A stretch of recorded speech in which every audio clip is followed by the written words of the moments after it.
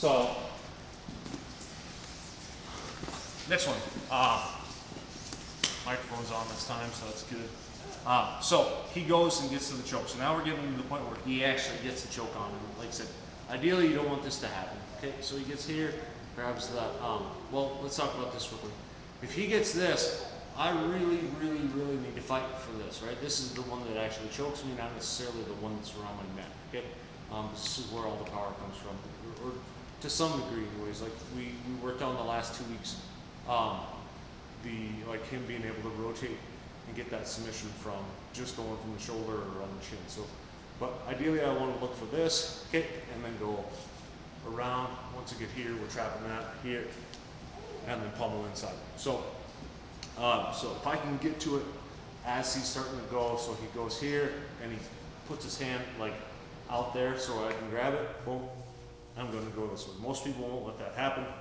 But just on the off chance that they let you, they make that mistake. Some people, like some coaches, will teach to go bicep and then put that behind the head. Okay, if that happens, then boom, we're just grabbing the wrist, one over top, pull to the inside.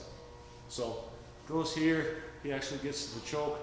Okay, this hand is gonna you can go behind there. So this hand is gonna go here. This hand goes here. I want to try to pull this one down as much as possible, as low as I can. So instead of going like here, I want to get on his thumb here, pummel through, and pummel through.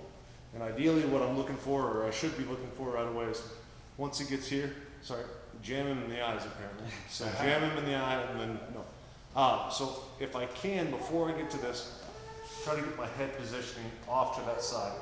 Grab here, here, here, and then start working all the same escape stuff. So here and up. Okay. So again, for me, like I said, I'm fine with either way, but I'd say like my number one and number two priorities are getting this hand and getting my head positioned. Okay, so if I do this, I'm completely fine with that too. If you're like, geez, I can't get my head, like he's got too good a position, I can't get my head there. Grab for this first, get your head positioning here, start swimming through, okay? So play with it as far as like the differences of one of those two first, but like those should be your main priorities.